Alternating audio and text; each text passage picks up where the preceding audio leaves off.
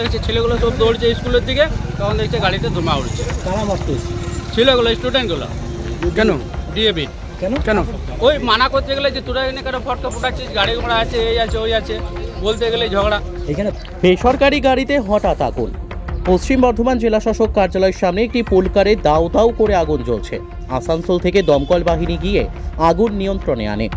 আসানসোল উত্তর থানার পুলিশ ও দমকল বাহিনী খতিয়ে দেখছে কিভাবে ওই পুলকার গাড়িটিতে আগুন লাগে।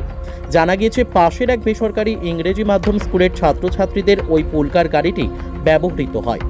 এই আগুনকে ঘিরে এলাকায় চাঞ্চল্য ছড়িয়ে পড়ে। কাজী আমিরুল ইসলামের রিপোর্ট, এস নিউজ বাংলা। মানা করেছি, মানা করে শুধু আমাদেরকে মারতে এসেছে, ঠিক আছে। তারপরে ওখানে আবার গেছি, তখন দেখছি ছেলেগুলো সব দৌড়ছে স্কুলের দিকে, তখন দেখছে গাড়িতে ধোঁয়া উঠছে। কারা মারতে? ছেলেগুলো, স্টুডেন্টগুলো। কেন? ডিএবি। কেন কেন? ওই মানা করতে গেলে যে তোরা এখানে কেন ফটকা ফুটাচ্ছিস, গাড়ি ঘোড়া আছে, এই আছে ওই আছে, বলতে গেলে ঝগড়া। এখানে ফটকা ফাটাচ্ছিল? হ্যাঁ, এখানে ফটকা ফুটাচ্ছিল সামনে। কি কারণে? ওই মানে জানি না কি কারণে, কিন্তু প্রত্যেকবারই ওরা ফটকা ফুটায়।